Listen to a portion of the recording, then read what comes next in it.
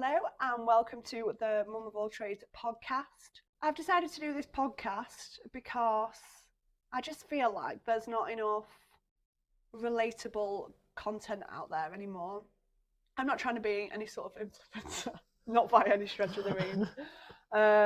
My idea behind it is that I run mum, baby, toddler groups, and there's a lot of mums that I feel need that extra support. They don't always maybe have a friend who understands them in that situation. Yeah, just to be listening ear, if you like, so I can just ramble about my thing and you can go, do you know what, my life's probably not that bad after listening to it. So yeah, basically I've called it the Mum of All Trades because I am mastering absolutely none of these, but I am a mum of boys, sen mum, neurodivergent mum. I'm a mum with my own business, a step mum.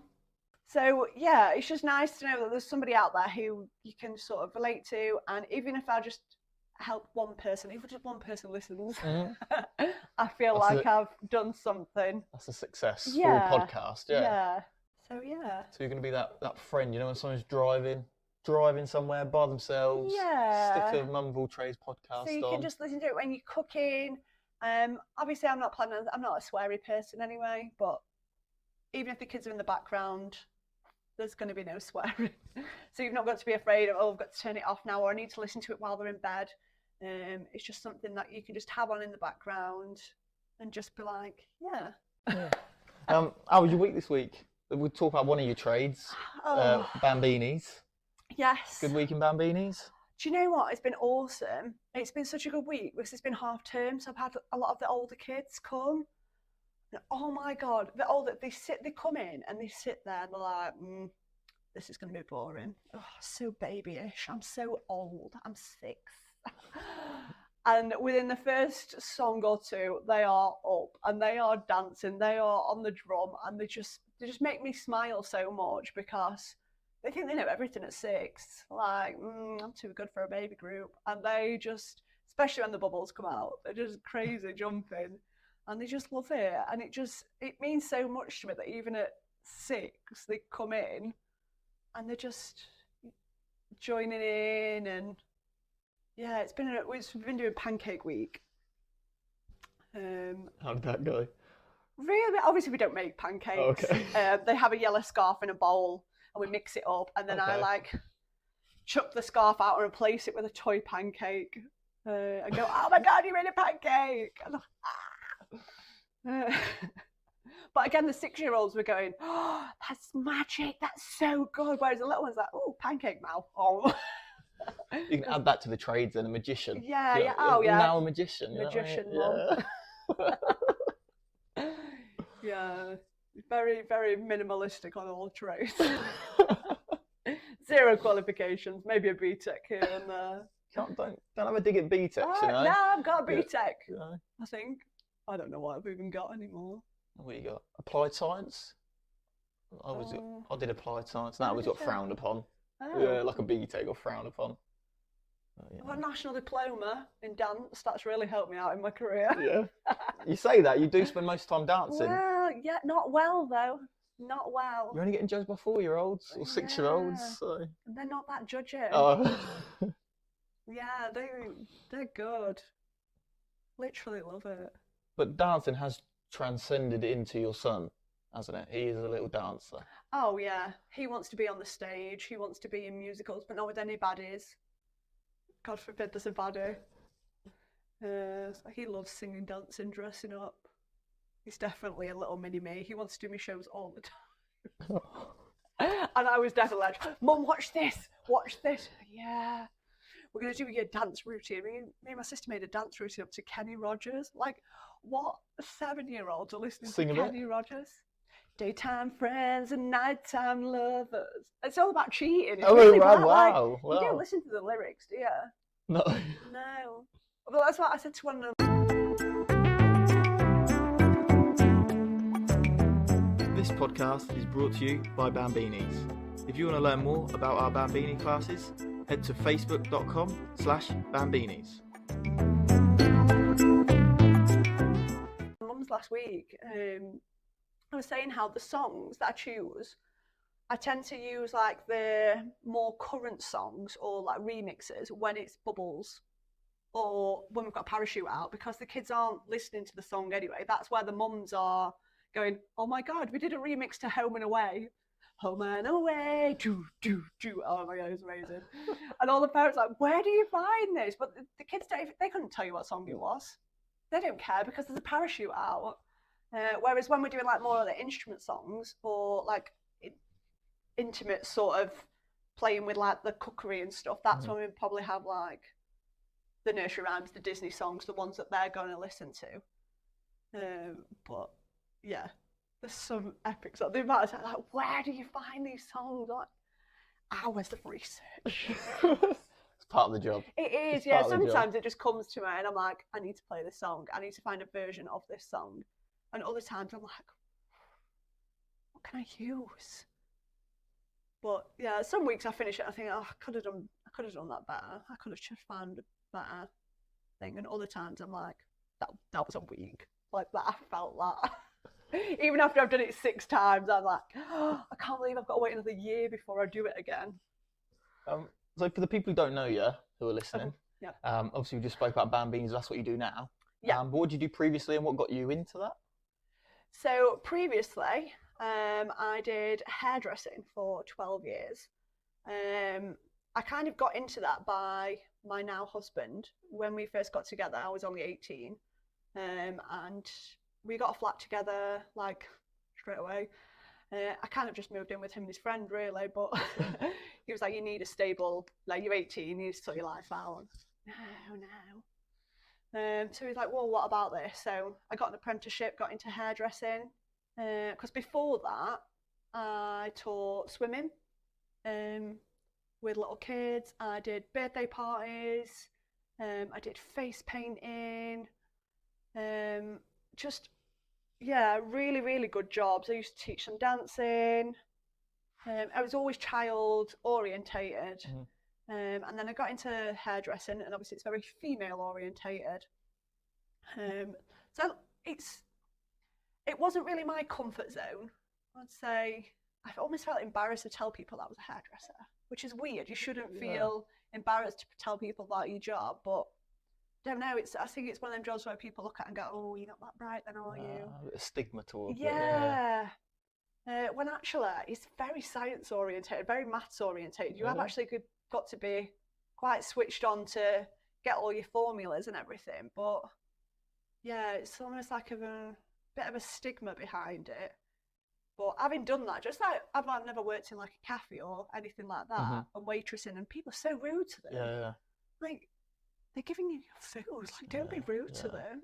I judge people who are nasty to waitresses. I do. That's a bad person. That's a bad egg. Yeah, you know what I mean? Don't be rude to people. So I don't like that kind of thing. Whereas this job, I don't know, because I feel like there's even less qualification needed behind this job, and yet I feel really proud to tell people what I do. Like, I love it. I feel like I've never felt more myself doing this. And another thing about me is that I found out recently that I have ADHD, which, if you know me, is probably not a surprise. But I've just been on this whole journey for like the last 2 years of just accepting who I am, and that actually it's okay to be a bit weird. My mum has always, her like line since we were born is, don't be a sheep. Do not follow the crowd. Do not be a sheep. Do not follow what everybody else is doing. And I can't say that I really have ever done that, but I feel like now I'm like fully embracing, like, I'm going to be weird, and you either like it or you leave, because this is how I am. I know it's part of getting older as well, that you start to not care. I mean, I'm in my 30s now. Your 20s, you tend to go, what are you wearing when you go out? Oh, send me a picture. And yet we went out the other week, and my husband was saying, oh, they're all messaging in the group, like, what they're wearing. Do you want to know what they're wearing? I was like, well, it's not going to change my mind what I'm wearing. I'm still going to wear that dress and them heels and that jacket, because that's what I've decided. even if everybody put in the group that they were wearing jeans and flats, I would still be wearing that outfit. Because I'm not a sheep. Mum of all trades, episode 1. I'm not a sheep. Yeah. There we go, got the title. Not a sheep. For people who don't know, what came first, being a mother or Bambinis? So being a mum, I had Alfie in 2019, and he just changed my life. I mean, like I said, I've been with Ben since I was 18, so I've been a stepmom since I was 18. They were 2 and 3. So I've been through all that stages and then become a mum. It's just so different, but you've kind of got that little backlog of, I've kind of done this before. And I think deep down I know how hard it gets when they get to be teenagers. So I just fully embraced the younger side, knowing that actually this is the really fun bit. And although it's hard and you're tired, it does get harder, but in different ways. Like the problems get bigger, and they get more serious as they get older. Like it's hard when they have a meltdown that they don't get the blue ball, but yeah, it definitely opened my eyes being a stepmom first. So as soon as I had Alfie, I decided I wanted another one because I was just so addicted to him. So within 3-4 months, we started trying again. And then I had Jack in the lovely COVID 2020. Very different experience, having a 1-year-old, a newborn, 2 teenagers, under all one roof, homeschooling, while your husband's a key worker. That's a podcast episode in itself, Oh God, lockdown was tough. But then I also look at it and think, I don't know how people got through it without having that focus of a newborn or a baby or whatever it was, because I was just non-stop. It was just constant that I almost didn't realise, because you are at home a lot when you've got a newborn. So we just got to be in our little bubble for a bit longer. I think it affected our families more that they didn't get to see him. But no, I started classes when Jack was 9 months old because I was going back to hairdressing and I got it all planned out. And then I just said, no, I can't. I think she wanted me to go on like more training and get back into it because I've been out of work for so long. And I just thought, this is not what I want to do. I got approached by a lady who said she wants to take me on. I thought, do you know what, this is my opportunity. So grabbed it with both hands. Scariest decision of my actual life. I still remember the first class of everybody walking in and signing the little COVID forms, and I got my shield on and just being like, what have I done? What? I don't even know what I'm doing. And sorry. And yeah. I mean, I've still got people who from that very first class still come. Wow. 3 years later, so it can't have been that bad. So you're doing something right, Yeah, I think that's what's giving me like the confidence boost that a lot of people that come have been coming for over a year, some 2 years, and it's reassuring that you're doing something right when you've had the consistency for that long. After 2 years of working for the other lady, I just thought her branding's not for me.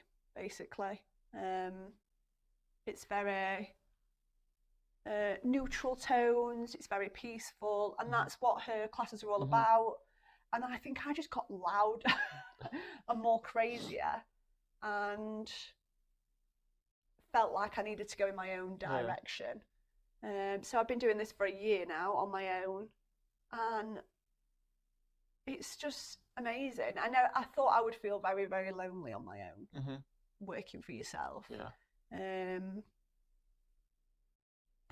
I don't at all. I feel just constant support from everybody, and we're just like a little family. Each class is just like they're all making friends and then going on little play dates, and people who maybe came 2 years ago, I see now going on play dates.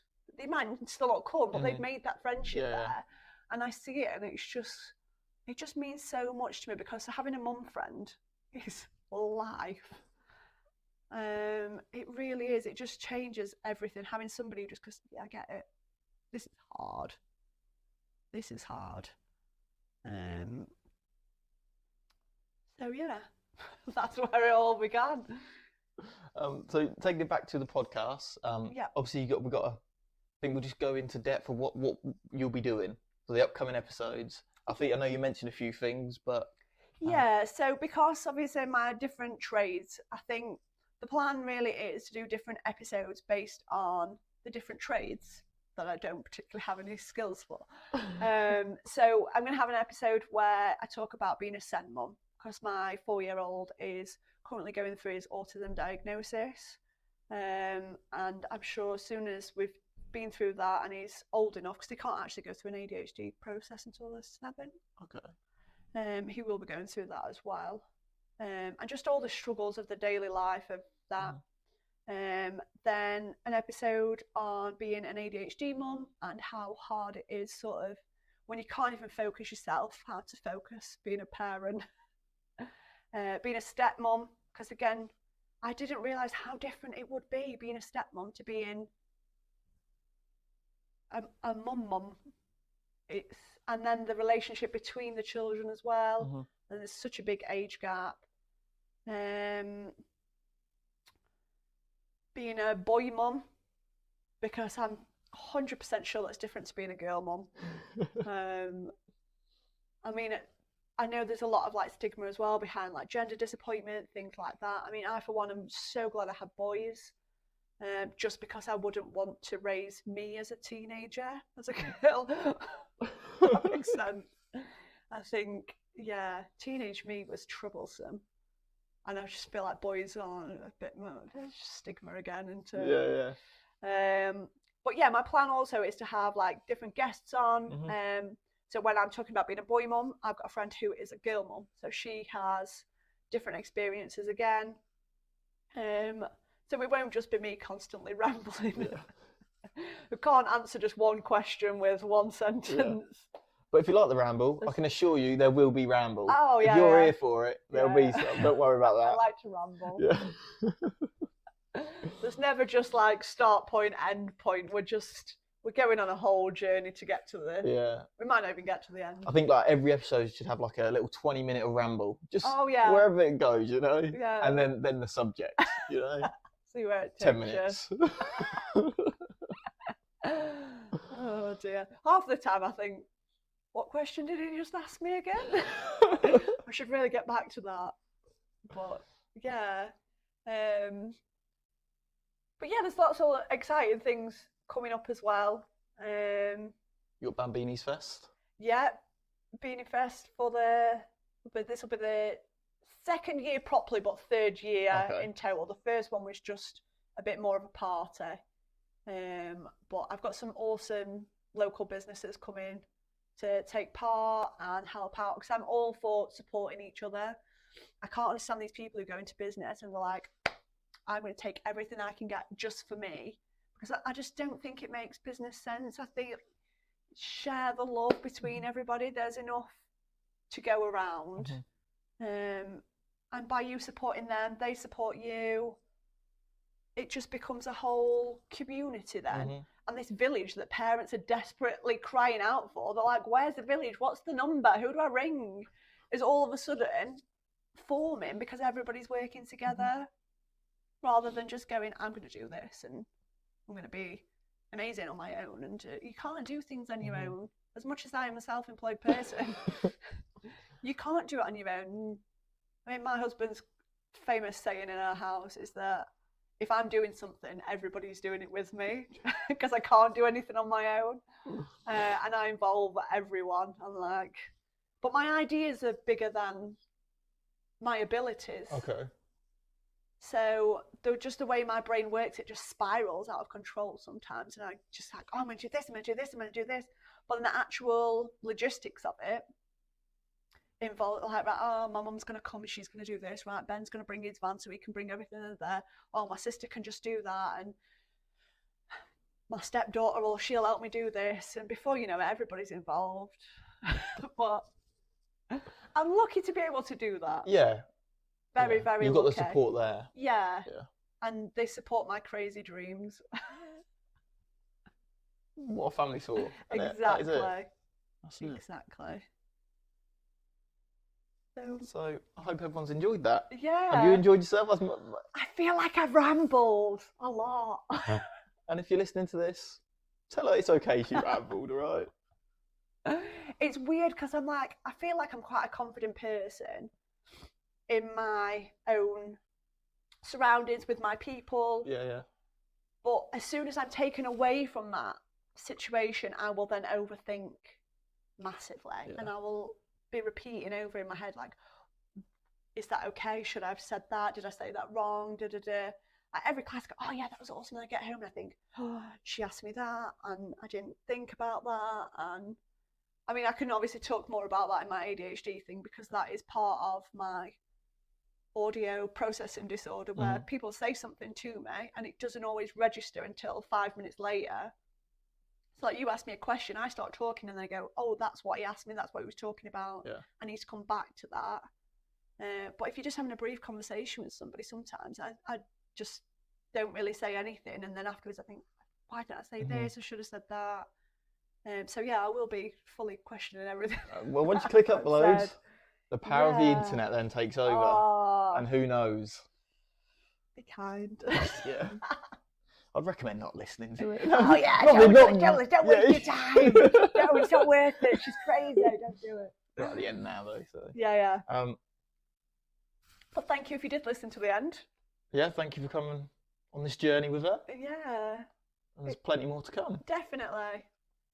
Yeah, so I'm going to try and get it uploaded at least once a week at the minute.